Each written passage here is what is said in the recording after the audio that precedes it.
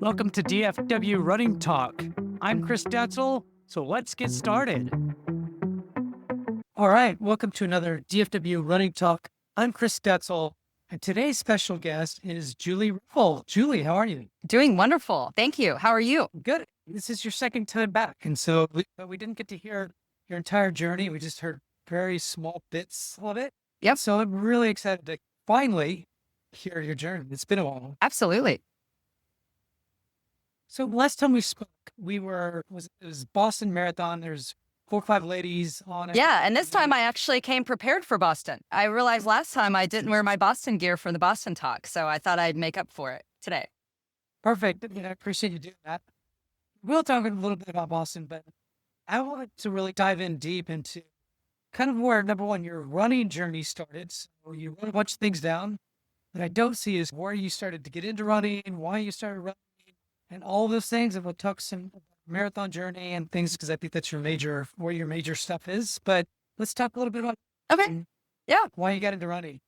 Yeah. No, that's a good point. I didn't really go back that far. So the real quick version is I grew up playing sports. I loved sports, but I, for some reason, never jumped into track or cross country, which is funny because when I look back, my strength in all the sports I played was the speed and endurance. And so it's like I could full court press a basketball game for the whole game, but I couldn't shoot a basket. I really never got into running until after I started having kids. And actually where it began was our first child. So we have 5 kids now. Wow. Yeah, and done having kids. So 5 is the number. Our first child moved from California to North Carolina about a month before she was born. And so I didn't know anyone. Yeah. And I first met this mom who had just had her second child. And she was like, hey, I'm training for a half marathon. Do you want to join me? And I thought that sounded like a horrible idea. I was like, how far is that? 13 miles? That sounds really far. I knew that I was fairly athletic and it'd be great to have a friend. So I was like, sure, I'll get a jogging stroller and jump in on a few runs. So it was really just about having an opportunity to meet another mom. And then I found out that I actually enjoyed it and I did pretty well. And so the first time I jumped into oh, go ahead. What was your time? So that's what I was trying to remember. The first time I jumped into, so the half marathon, I got pregnant before the half marathon. And you know what? Yeah, so I got pregnant with baby number 2 before the half marathon came, but I still ran it. I did take good notes, but I don't know if my notes go back that far. What did they do? I don't think my notes go back that far, but I can't remember when I ran. But I was training and then our neighborhood had a 5K. And so it's the first time I'd run without a stroller. And my husband, who grew up running cross country, was just surprised at how fast I'd run the 5K. I don't remember what that was either. And then I got pregnant, ran the half marathon. It was fun, but that's what started me just dabbling with running a few miles here, a few miles there. I still didn't know anything about running or training. And then we moved to Sweden. And so I didn't run any there. Yeah. And then we came. So my husband and I both started at Texas Instruments in the technical sales. And so in sales, we moved around a little bit. I quit when our oldest was born, but he was still in that. And so we got the opportunity to move around a little bit. And then we moved back to Dallas and we've been here ever since. And then we moved back to Dallas. I still dabbled with running, but I didn't know anything. I thought running 20 miles a week was a lot. Like I didn't know people really ran more than 20 miles a week. And so usually I ran somewhere from 8 to 10 miles a week, just go out for a couple miles here and there. And that's where it began. Yeah. And then the next thing that happened was let's see, I guess it would have been probably Dallas 2016. Actually, you know what? It was Dallas 2017. This was after that first marathon. So I had a friend who was running a marathon. And once again, I was like, sure, why not? How far is that? Let's try it. The 5K marathon? Yeah, the 5K marathon. And so that's what led me to that first Houston where I didn't know anything. So that was Houston 2017. I ran 8 to 20 miles a week training for it. Again, think that was a lot. 8 to 20? Yeah, per week. I thought that was a lot. It never dawned on me, maybe you should run more in a week than the race distance. And I knew nothing about nutrition. So I didn't know that you were supposed to like take in anything. Oh, I just was like, okay. Like people do this all the time. It must be something I can do. But I didn't realize there was this knowledge base of information that I should gather before I did it. So in 2017, you're at Houston. And we'll get into that. How many kids did you have then? Just two? All 5 kids. No, all 5. Yep. So my Oh, last child was born in 2013. So that was okay. 4 years later. Yeah. So you actually been running for Mr. Marathons for a long time. Yeah. Just Yeah. 5 to 20 miles a week. Yes.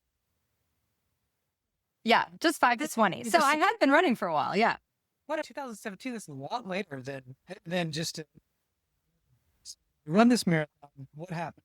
Yeah. So there's a little bit more information before that. So my husband was actually that weekend. So we were all supposed to go, my friend and him. And so my friend, her husband, and then me and my husband, and the two of us, me and my friend, were running the marathon. And the week before, my husband was feeling really sick.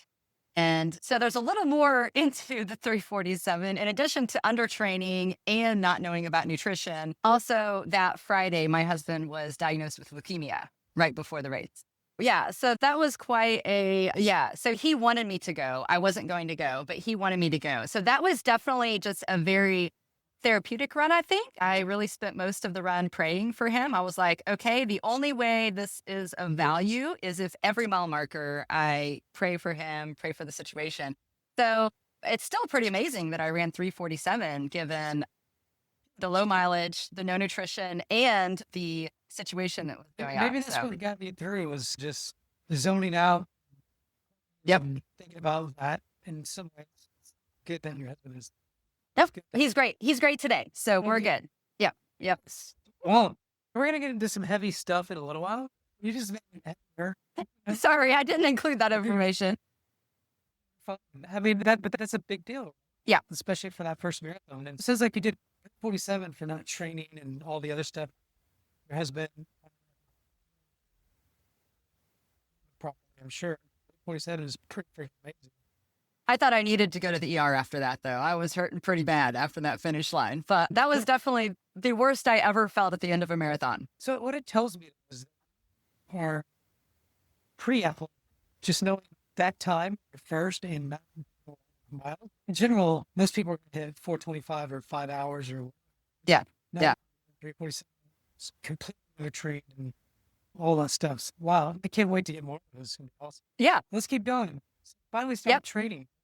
So then the next year obviously was busy with my husband. And then we got through that season. And I think that's probably for another podcast. But then in January 26, 2008, a year later, I was like, you know what? I looked back and I was like, I did meet some decent times with no training. I wonder what would happen if I trained. And so January 26, 2018, I hired a running coach. And that was really where James McCurdy from McCurdy Trained. And yeah, and that was really where I started what I call training versus running. Up until that point, I just went out and went for a run. Yeah. And so that's when I began training, and I realized I had a lot to learn. I didn't know the distance around a track. I literally didn't know the distance around a track. I was like, I didn't know what a fartlek was. I didn't know anything. And it became very quickly clear, like I was Googling everything he sent to me.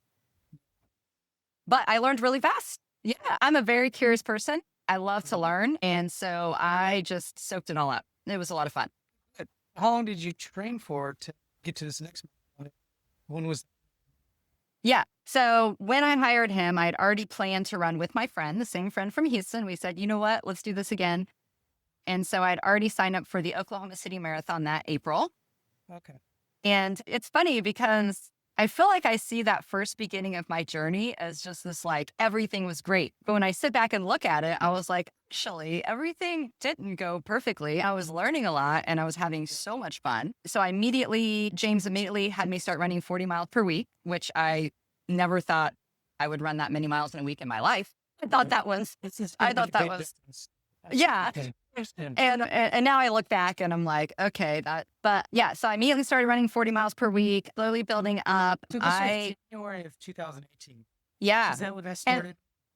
And when I started, goal is I was like, it would be really fun if I could run a 5K at a sub 7-minute pace, like 6:59 per mile for 3 miles. To me, that was like a huge goal at the time. So to see how far I went in such a quick time, everything was just exciting. So even with the hiccups along the way, it was still so exciting because I was progressing so fast. That still made it really fun. So I was doing really good for, I guess that's 3 months from January to April. And then we took the kids to Disney World about 2 weeks before the race. And on the way there, I noticed a lump in my leg and I was like, is that a blood clot? And so that became concerning. Yeah. And so I thought blood clots are serious. So I went to have it checked out and they put me on a blood thinner. It was supposed to be a blood thinner for 2 to 3 weeks and then a baby aspirin for the rest of my life. And I took the blood thinner for 3 days and I was running big workouts. The goal was sub 3 hour already in just 3 months of training. Yeah, I was running really good workouts, but I went from feeling really good to in 3 days feeling really bad. So after 3 days, I went off of that and I did some natural ways to remedy the blood clot and it went away. It was great, but I didn't fully recover from those 3 days of the blood thinner in time for Oklahoma City. Instead of sub 3 hour, I ran 3:14, but in hindsight, I think that was really good. Yeah, that's in perspective. Given the situation. Yeah. That situation, but also just in that you've only really truly trained for Yeah. Yep. and you went from 347 to 40. Yep.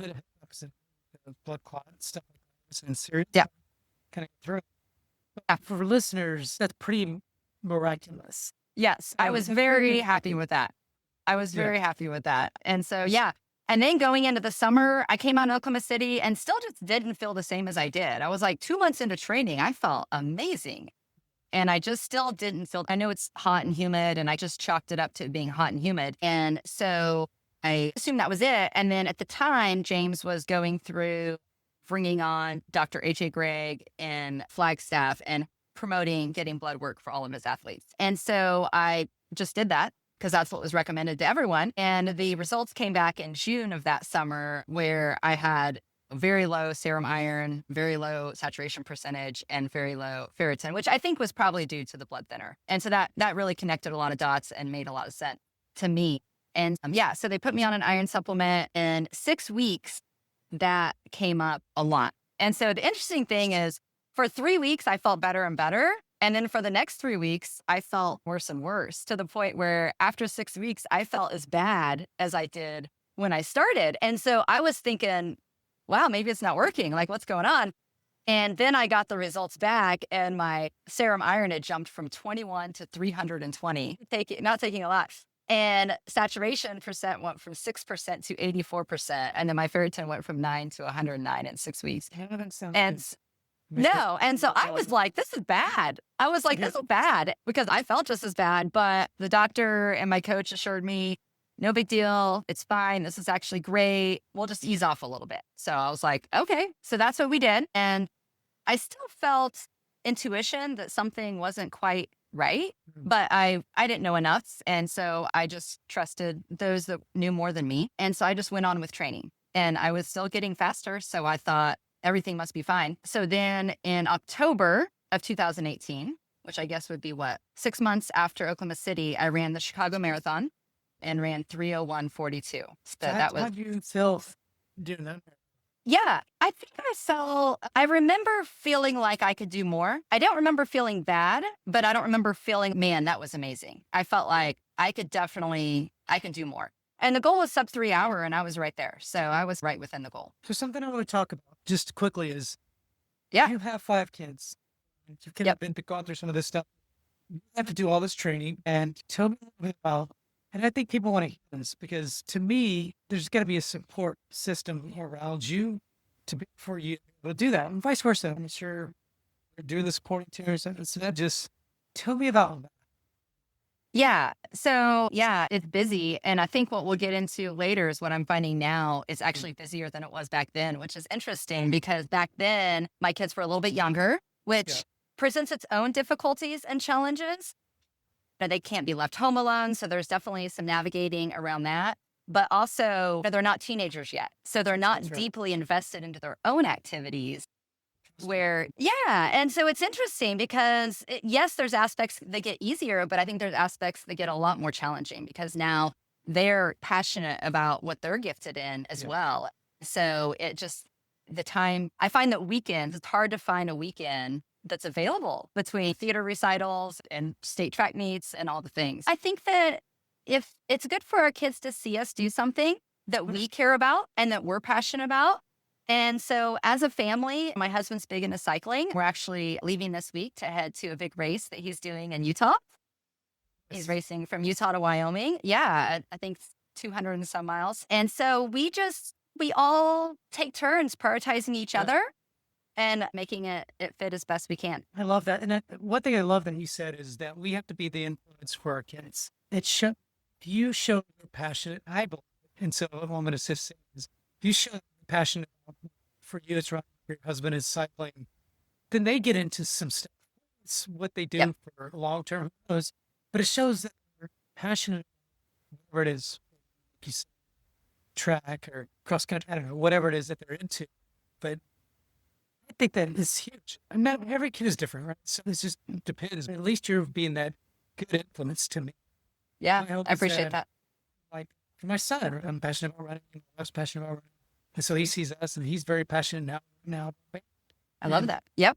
He's doing drums and the point is, I think there's something, like you said, I'm very happy that you actually said that. That's pretty cool. Thank you. You run the Chicago, you do. Did we talk about that? Yeah. And then it was really from, 301, but it was really from Chicago to Boston where I think things really took off. Yeah. So coming off of Chicago, I felt like it was good. It was a good marathon.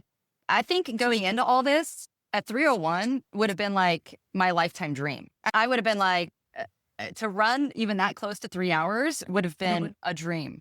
Let's back up. You say lifetime dream. You've really been since marathon. That's true. 2017. Good point. And it's still only 2018.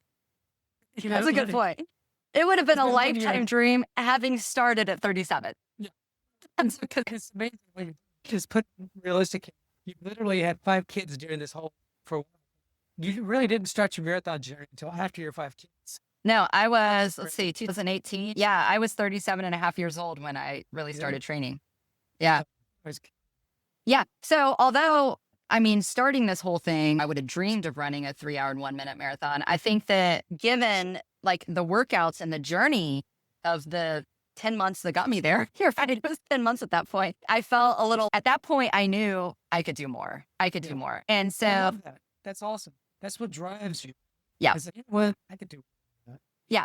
Yeah. So that's how I came off of Chicago. And then it was really Chicago to Boston where things really took off. Although once I got to Boston in April 2019, I still only was running 60 to 65 miles a week.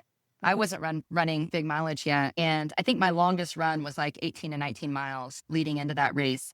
But the paces were picking up. I remember early January, February, something clicked and I just was able to run some really strong workouts, strong paces. I ran the really hilly half marathon in Austin that February and took 10th in that race.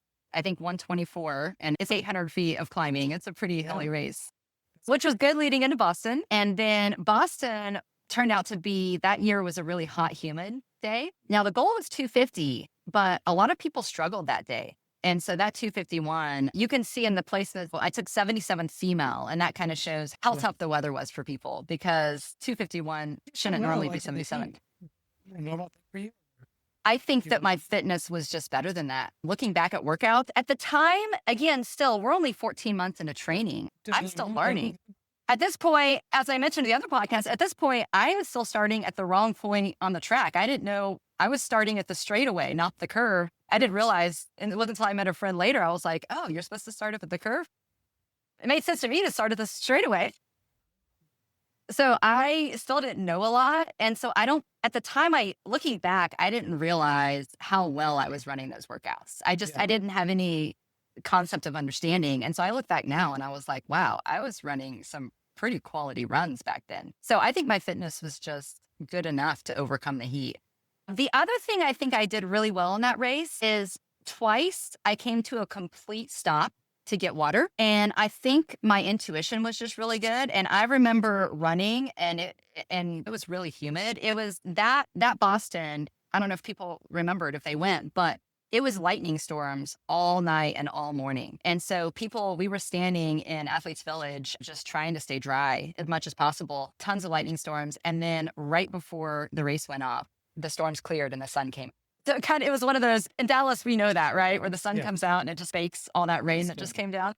Yeah. And so towards the end of the race, acknowledged that with those little cups, I was just getting little sips and my body needed more water than that. And so I remember thinking, I think if I come to a complete stop and fully drink the water, that it would be better for me. And so I would grab a cup and run to the end and then stop to get the full cup of water in. And so I did that a couple times, and I think that made a big difference. Okay. And what'd you run? Like you said the time. Yeah, 2 hours and 51 minutes and 46 seconds. So that's another PR. Yep. At this point, I'm just shaving 10 minutes off every. So here we go. Next time, 240. Which actually I was fit enough for 241 the next race. So so that was the goal. Yeah. So coming off of Boston, I was running about 60 to 65 miles a week. But we said, you know what? Let's bump this up. And talk a little bit Sure. about Boston. Yep. Was this kind of a huge, I don't know if it's a dream. This is what people is, oh my gosh, I'm going to do Boston Marathon. That's elite of all the elites. How were you feeling going into that? Yeah. If I'm being completely honest, I really didn't even know anything about Boston until I started training. It was soon before that. I didn't even know until soon before that you even had to qualify to get into Boston or what month Boston was even in. I'd love to say that I was a fan of the sport my whole life, but I am now. I love the sport. Of course. I just really wasn't. I didn't know anything about Boston. And so, yes, when I was there, it was incredible. Still, I think 2019 Boston is one of my lifetime favorite moments. But going into it, I didn't have this, I've always wanted to be here, if that makes sense. No, it does. That makes sense. I was just curious how yeah. Performance, I think, was a big factor. Yeah. I cared about 30 at the time. Yeah. So Boston, I would have been almost 39. So it's not like you're like an old man. It's like you're in your 20s. So yeah. In your early 30s. Yeah. So get that done. And some is starting to happen or. Yeah. So then I came off of Boston and I was still working with James McCurdy and we were like, you know what? That went well. And so bump up the mileage. So that summer we bumped it up and that was when I started running 85 miles a week and I was feeling great though. I was like, this is just amazing. I loved everything about running. I loved training. I loved the easy days. I loved the hard days. I loved meeting up with friends at 5 a.m. I just really loved. I was like, why did we wait 38 years for me to start doing this? This is so fun. And then it was late August. I remember it was late August. And the other thing I guess I would say is I was really consistent. Like I was thinking about that today on my long run as I was thinking about this conversation. And I remember back then I was really consistent in terms of how I felt. If I knew if I was starting to get sick before any symptoms, because I knew how my easy runs felt and I knew how my workouts felt and I knew my workouts felt on paces. And I got so in tune to my body and how it would feel that I would be like, something's off. I must be getting sick. And then sure enough, the next day I'd wake up with a sore throat or whatever. Like I was very in tune into my body and very consistent. So late that fall, when I ran a couple workouts and I was like, that didn't feel like it was supposed to. It was late August of 2019. And I was like, something's just off. It was just a little bit off from how it had felt. And so that was when things began to turn a little bit. And I did some blood work and my blood work was really inconsistent. It was just a little bit all over the place. And so throughout that fall, at first, for most of the fall, I never really felt bad and my runs were still really good. And I actually ran amazing workouts, really showing 241 fitness. So the goal for Indianapolis that November was 241. But it wasn't until right before the race, about a week and a half or 2 weeks before the race, ran what should have been it must have been the week. I guess it would have been 2 weeks prior. I ran what should have been a pretty easy marathon run and I felt horrible. And I was like, something is not right. So I went to go get blood work and we got that blood work back. I think it was the Sunday before Indianapolis, so 6 days prior to the race. And it showed an iron saturation percentage of greater than 94%. Yeah. And I was like, that's not good. And so I told my coach. The interesting thing about you is you seem there's something off. I got to go test it, right? You know what I mean? Yes. Not a lot of people just deal with feeling bad and like you said, with your body. Just trying to do something. Yeah. I was like, there's a problem. I want to fix it. I'm an engineer by degree. So I think the engineering mind is, hey, there's a problem. Let's find the root cause of this problem and let's fix it. And yeah, so that was definitely my mindset. And so with that information, both my coach and Dr. AJ Gregg looked at it and they were like, this doesn't make sense. You wouldn't be running like you're running if that was accurate. And so the conclusion was, because I was thinking, should I even run this race? This looks bad. And so the conclusion was that maybe the lab messed up. I didn't think that was true though, because I felt like something wasn't right. So my intuition was something's not right. But at the same time, I was like, let's go and see what I can do. So I showed up to Indy, just hoping I felt great on race day. Okay, wow. So what actually really happened in a bit, right? And so you run, tell me about that. Yeah, so that was, I said Houston was the hardest race at the end. Indy was what, but I don't really feel like that first Houston really counts a lot. I didn't know what I was doing. The Indy was definitely my hardest marathon. That's a whole story within itself, and I'll try not to make it too long. But essentially, I have pretty good intuition, but I also go out a little fast on races. That's just my natural thing, is I think a lot of people do that, but I tend to go out a little too fast. So the goal was 2:41. The race plan was there was another girl named Crystal Bacon who was also on goal with that. So we were going to try to run together. So I got to the starting line. I didn't find her. So I just took off. My intuition was saying that I was running too fast, because based on how I felt, it felt harder than it should feel. But my watch was showing that I was running too slow for the first 2 miles. So this is about 2 miles in. So I debated, right? So I was like, GPSs can mess up and watches can be off. I'm going to go with my intuition. So I eased back a little bit and hoped that my feel was accurate. And I got to the 10K point and I looked at the time and where I should be. And I was like, oh no, my intuition, my watch is correct. Not how I feel. And so I had a moment to have to make a decision. And I was like, you know what? I came here to run 2:41 and that's what I'm going to go for. And I was like, I'm just going to trust the training. And I think I was going to, although sometimes that would be really bad advice, for me, I assessed the situation and I was like, you know what? If I gave it all I could and trusted that I could do it and fell off because I wasn't right, I would feel better about that than being worried and not giving it my best. So that's what yeah. After as well.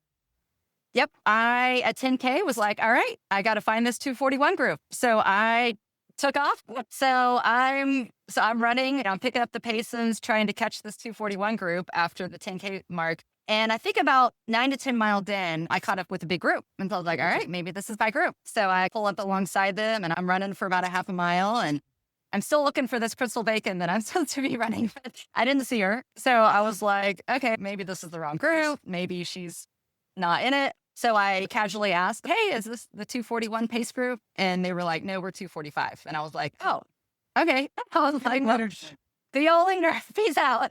So I was like, all right, good luck. And I took off again. That may not have been the best idea, but I took off again. And actually it was right at the half marathon point, the halfway point, I did catch the 2:41 group. So I was like, all right, I'm there. I haven't heard of a 2:41. Okay. But so this was, yeah, it is interesting, but there was a group of people all going for 2:41 that day. Yeah. And I think usually there's not, but there was this time. 2:45, 2:50. Yeah. 2:41.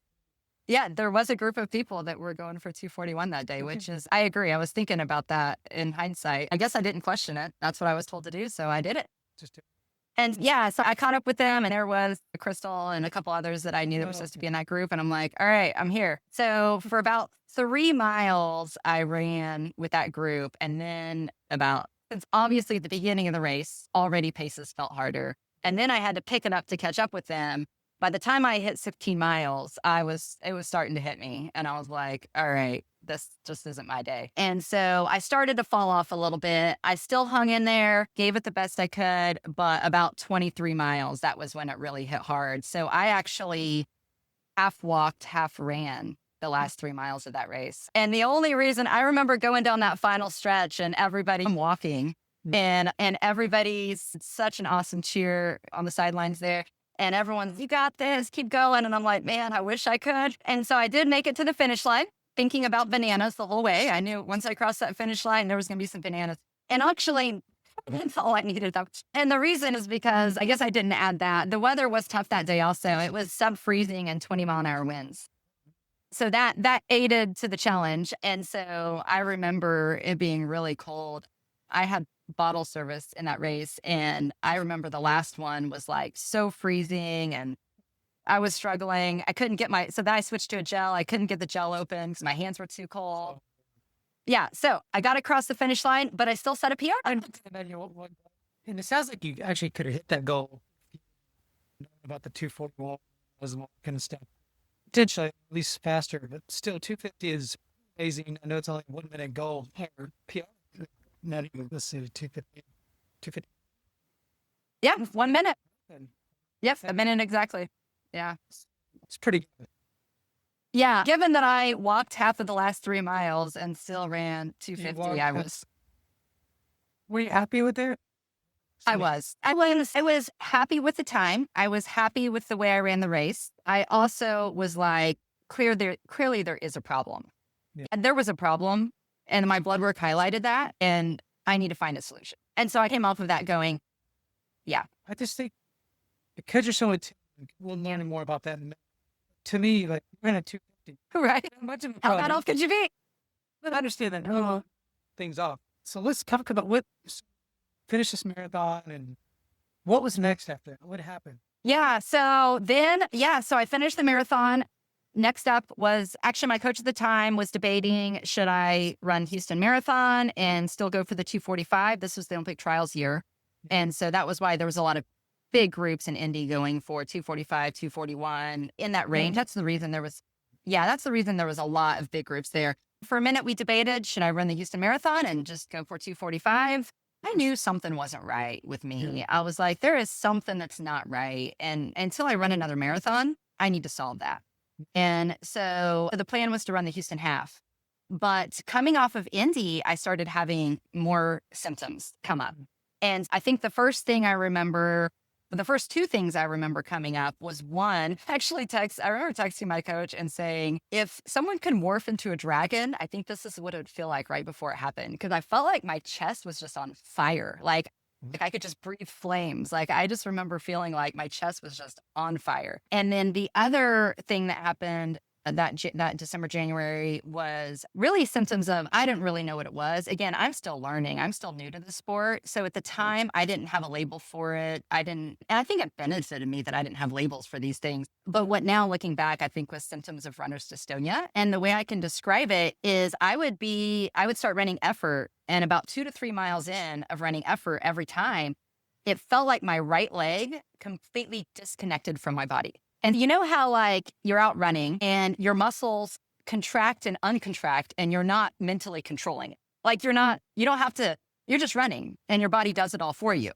That stopped happening with my right leg. I would get 2 to 3 miles into efforts and it would like contract when it was supposed to uncontract and it would uncontract when it was supposed to contract. Yeah. And it just felt like it had like completely disconnected from my body. And I would have to like mentally try to like, okay, crack.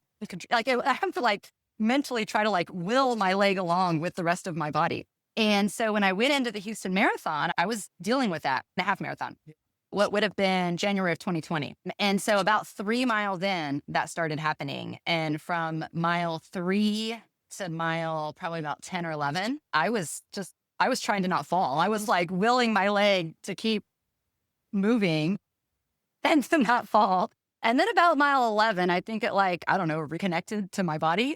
And so then I was able to run the last 2 miles really well. So I ran 121 in the half marathon, willing my leg for 8 miles of it to just having these horrible races. I know. And that's honestly, I think that through this 4 years of health issues, which we'll get into it being so long, I think that was the biggest struggle is it's like I would try to tell people what I was dealing with, but because I was running fast times, everyone just seemed to not, it just didn't sound very authentic, even though it was very authentic, the struggles I was having. I'm sure. Yeah. So that was that. Some of these races and well, even with some of these issues, especially this happened, what was it must have been hard because you something wrong. Yeah. So it sounds like eventually I got to do a deep dive. Yeah. And I wasn't looking for, I think the challenge when I started seeing lots of doctors about it, which came a little later, because as you could key in, this was January 2020. So we're about to go into COVID. And so everything was getting shut down. And so I came off of Houston very sick, picked up what I think was COVID at Houston. So that was a struggle, got through that. And coming off of that, again, there wasn't really a name for any of this stuff yet. So I was dealing with everything before there was any names. But coming off of that, and then that's when I started later that spring getting what I didn't really know until late fall was POTS type symptoms. So I would get really dizzy and my heart rate was all over the place. So I would begin a warm up, and 2 miles into a warm up, my heart rate would spike up to the 170s.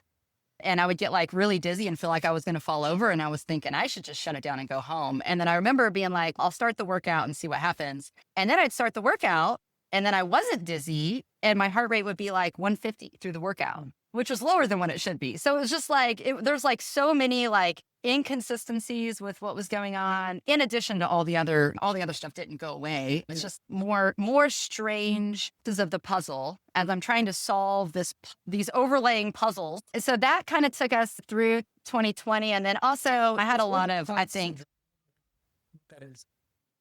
I'm not sure if I'm going to say it orthostat. It's essentially, it's a vascular, I'm not going to say it. So I'm not going to get into the technicality of it. And I'm not even sure if that's what, I mean, again, I'm not labeling anything that I dealt with. I'm just saying that in hindsight, symptoms were lining up with other things that I'd heard.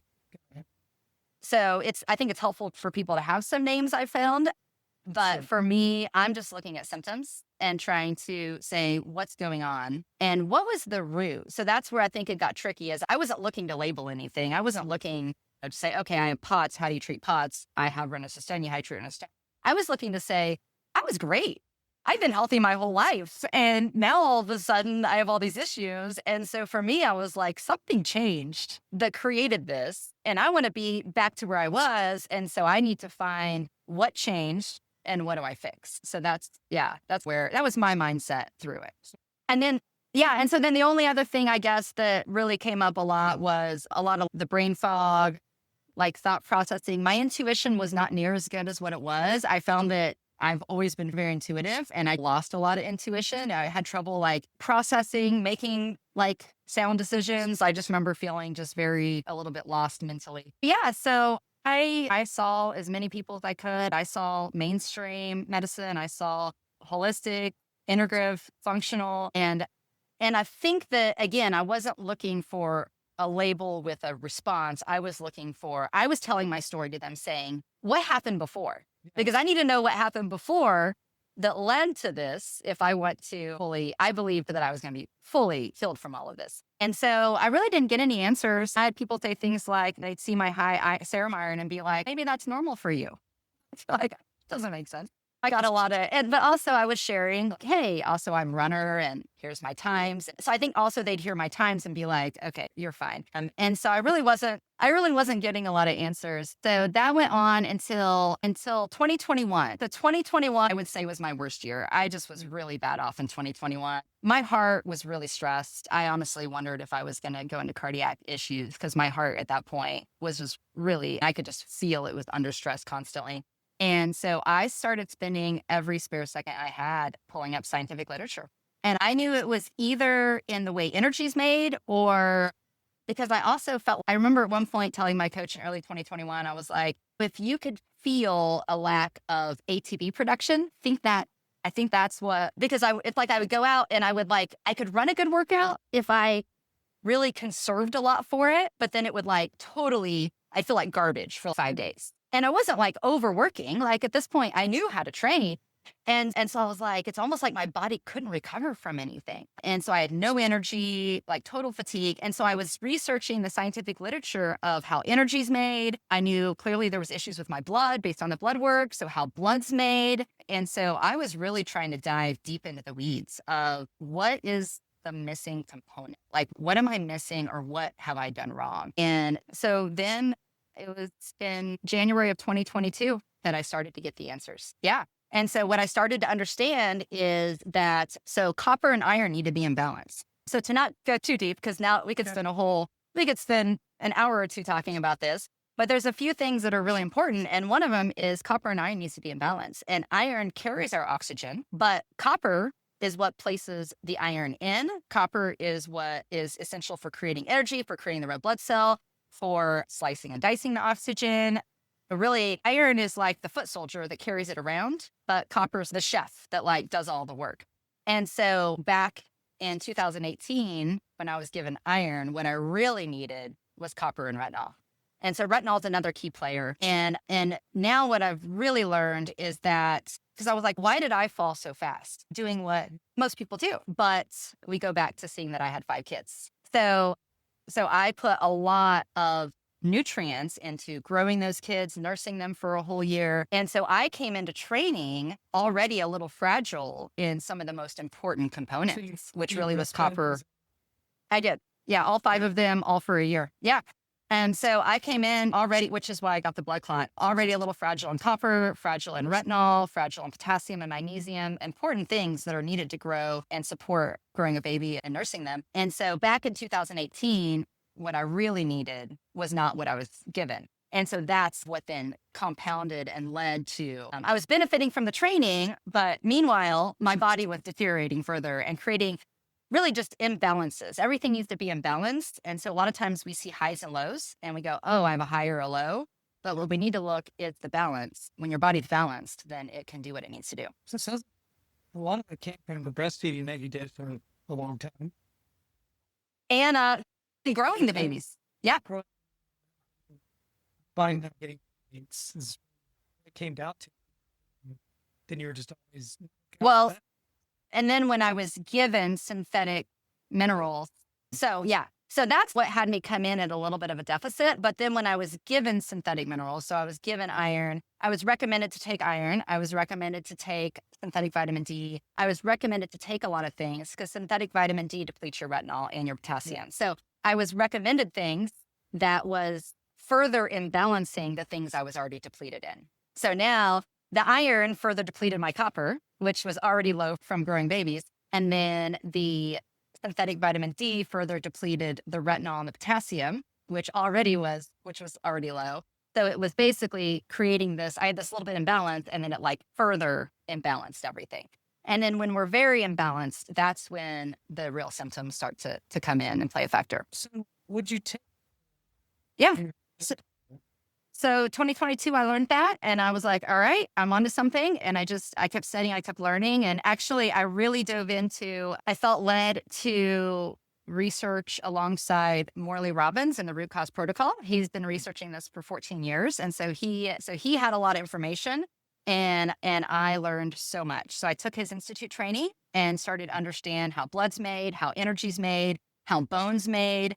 So the metabolism of all these different components that are really important. Through that, I was able to understand that these synthetic compounds made in a lab aren't necessarily what our body wants. And really what we want is the same things, but from nature. For example, synthetic vitamin D can deplete retinol and potassium, but we can take cod liver oil, and that gives us a natural retinol and a natural vitamin D. And our body receives that so much better than it does these synthetic components. And so I switched all the way over to saying, you know what? I'm going to get all the nutrition I need from nature.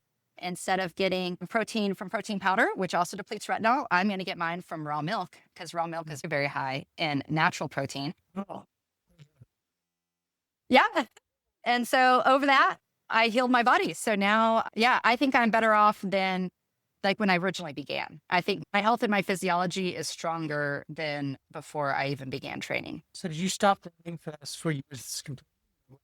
I did not. So I really felt led to keep running. And I looked back at that and I really feel like that was really important. And the reason is, and this is kind of the way I view it, is if you have a car and it just sits parked for a long time, then it's actually worse on the engine than if you keep it moving. And I really think that keeping the engine moving is really what caused me to never have anything get to where it was like, I think I was like on the edge of a bad situation. But I think the fact that I kept the engine constantly running every day, no matter how hard it was, I think is really what kept me from going over. So I ran through all those 4 years. decrease the mileage or something? What was? I did.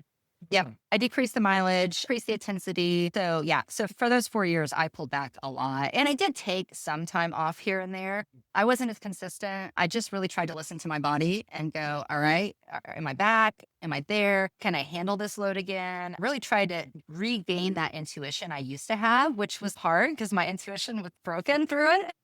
Yeah. Sometimes, besides all the health issues we had, sometimes taking a little time off that is helpful because it puts it in perspective.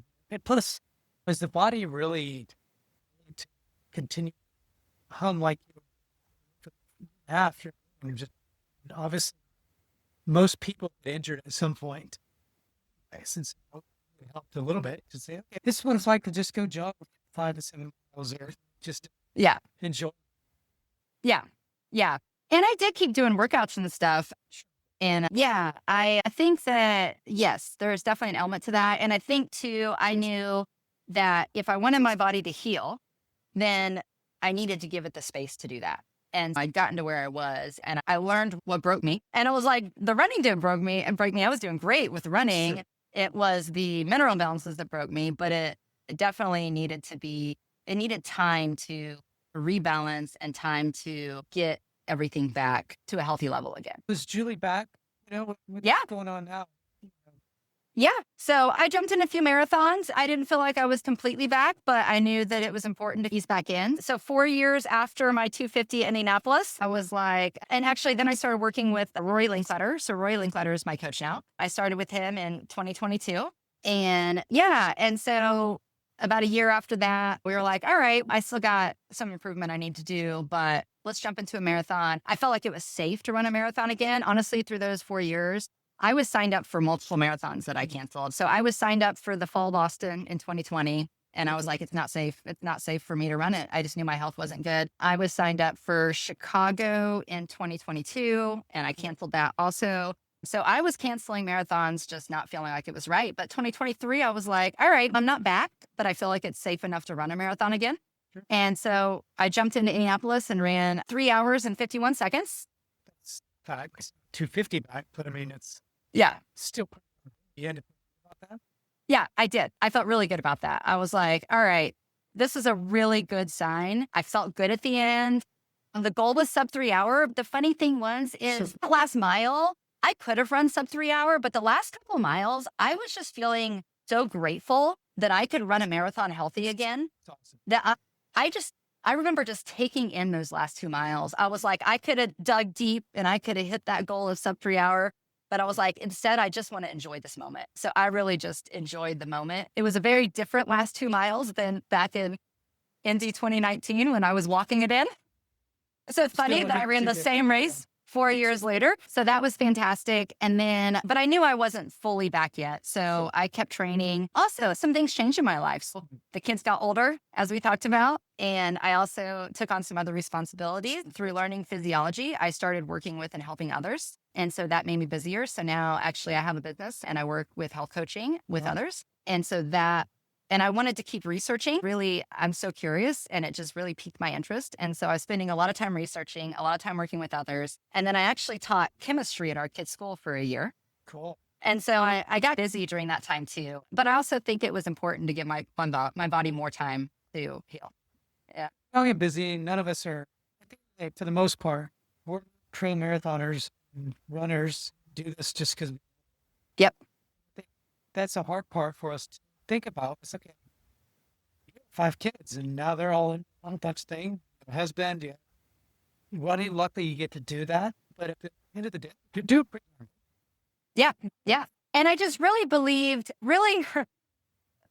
ever since Indy 2019, I just have known that I'm going to run a 241 marathon. Although I'm getting older, that was still the goal. I felt I was there. And so I think too, part of my motivation of being careful, letting my body build back is because I knew my body needed to get healthy before I was ready to really push it again. And although I'm getting older, I'm 45 now and not 39. But you know what? I think I'm healthier than when I was when I began. And so I was really letting my body heal. But I always had big goals out there in my sights. And I knew that I had to take the right steps to get there. You did take almost a year off Yeah. Just over a year. Yeah. A year and 3 months. Yeah. So I was like, all right, well, yeah, I was busy. But also, I think that I was like, okay, that was a good marathon. It showed me I'm back, but I felt like I still needed more time.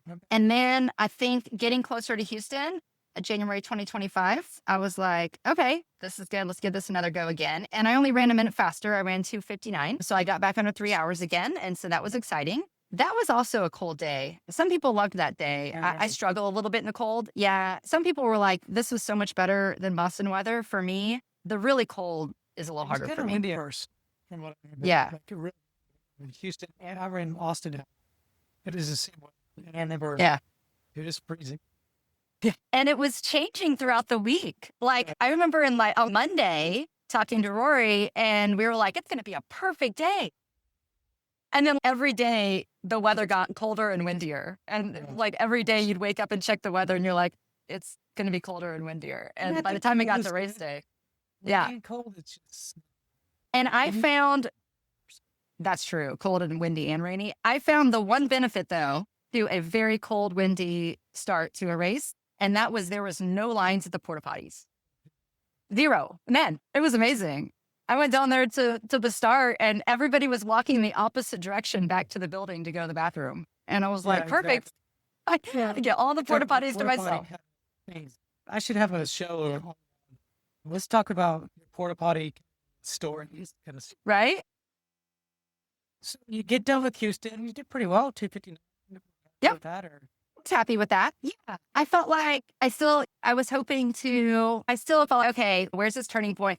But I think too, here's another lesson that I learned. I feel like I've learned all the lessons now. So now I'm ready to go. So the other big lesson that I learned, now that I got my health back from January 2018 until the summer of, even through the health issues, really until the summer of 22, I was really good at doing strength. And so I was very consistent. I did strength twice a week. But then for some reason in 2022, I just was like, you know what? I got to let my body heal. So I backed up from running and I also backed off from strength training. And I found it was hard to get it back. And so I went into Houston going, you know what?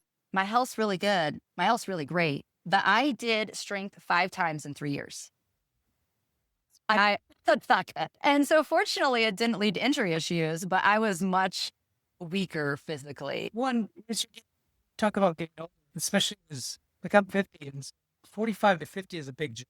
Trust me. Yeah. And you start to really get through a lot more than just, yeah. It's going to change. That's just more so than big. It's an opportunity for you. Yeah.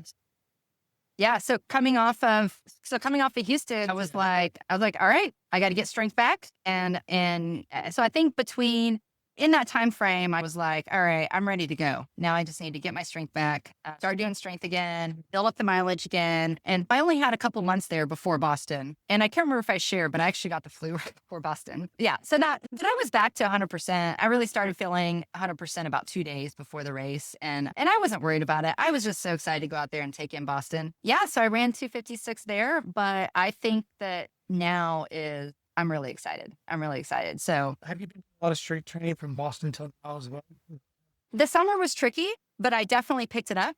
Yeah. So like I said, before I was like back in the day, I was very consistent about at least twice a week. But through the summer, just with family and trips and stuff, I'd say I probably was about once a week sometimes. But now, since the summer ended, I've gotten really consistent. So this fall, I'm planning to really get consistent. I think that's going to be a really key switch here through this fall for me. I think 240s practice.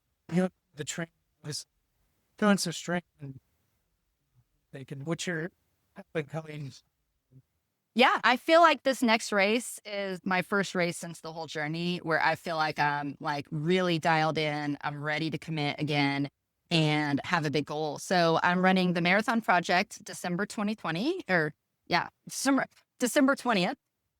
Sorry, December 20th of this year, the Marathon Project. And I really want to go for 2:45 there. I think that's doable from a 2:56 to 2:45, but knowing you have to hit the 2:45 is there. I think so. I think if I can find the time to get the consistency back in training and get the consistency back in strength, I think that's going to be the key. But I really feel good about my chances if I can dial back in. Watch it. Where's that marathon at? It's in Phoenix. Yeah. So it's brought back from 2020. And really the reason I picked that is I mentioned earlier that now that I have so many teenagers, I have 4 teenagers. So we were always waiting for the day we would have 4 teenagers, and we have 4 teenagers. We're there.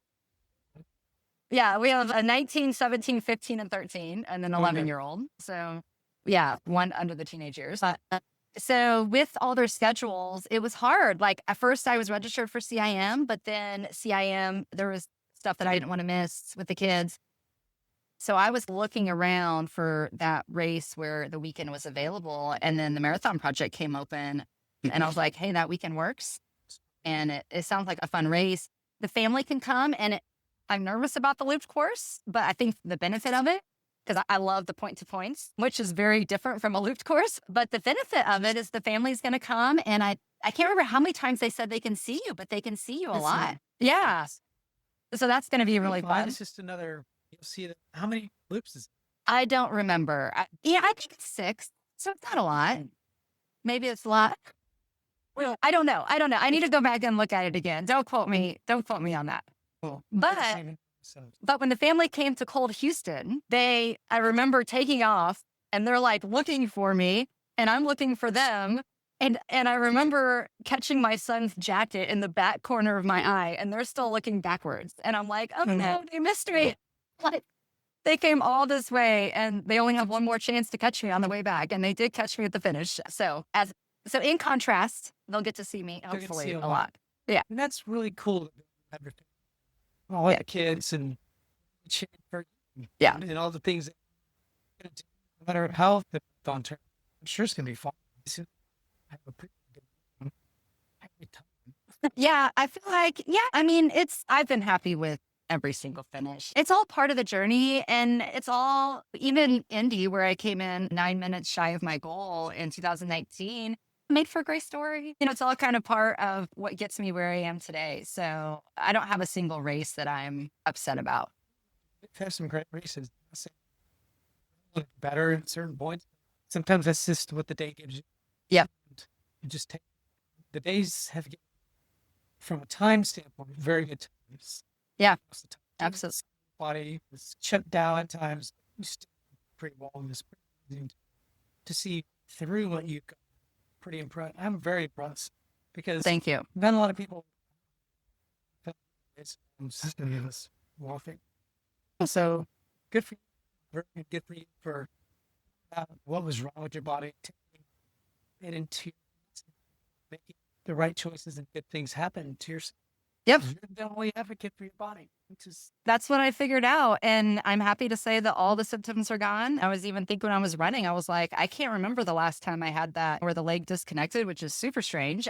I can't remember the last time that happened. It was so far in the past. Yeah. So I'm happy to say that everything's great now. This has been awesome. Is there anything that I didn't ask you or talk about that you're like, we should talk about this? No, I feel like we really covered the whole journey. That was great. I was wondering if we were going to get through it, but we did. Yeah, I figured. Woo! Sometimes when I'm thinking through in my head, it can take a lot longer. Yeah. Very organized. You send it to me. Yeah. So that helps you to get all the things that you want to talk about. Julie, this is. I guess the one other thing I would add in is I'm also really excited because I feel like the Dallas running community is growing. Oh, big time. Through the last podcast, I was able to meet some more people, and I feel like that's such a fun part of it is just meeting up and running. I coach my kids' cross country team also, and I tell them all the time, I'm like, one of the things that makes this so fun is, yes, we have our workout days, which are fun, but the other days, you're just meeting up with friends, chatting about the day on your easy run. That's right. So it's really fun to meet more people through what you've done, what you've built, and just starting to get to know other runners in the area and get to meet up and run with them. Very well said. I couldn't say it better. And I love the Dallas DFW running. It's growing like crazy. I just talked to this guy. He's I don't. Yay, another group to meet. Huge group, 200 people plus coming up Mondays and Tuesdays and Saturdays and things like that. He's turned in a little over a year and a half or what he's accomplished. Wow. It's just to see him. But it's not just that. All these groups are growing. Pegasus and there's the Saucer, the type of put that Dallas. Yeah. And then just people getting into running is fun to watch. But yeah, it is fun and it's crazy. I get to hear stories like yours that are inspiring to me. Hopefully it's inspiring to others. It is. Obviously, the podcast numbers are going up. That's great. It is. People are listening. So, yeah. Very interesting. Yeah. It's really fun to see the Dallas running community grow so much. That's really crazy. Cool. Julie, it's been great. Thank you everyone for tuning in to another DFW Running Talk. I'm Chris Detzel. Please rate and review us and go to dfwrunningtalk.substack.com to join our newsletter that I send out mostly. But Julie, thanks again for coming on DFW Running Talk. We really appreciate it. Thank you. Have a great day.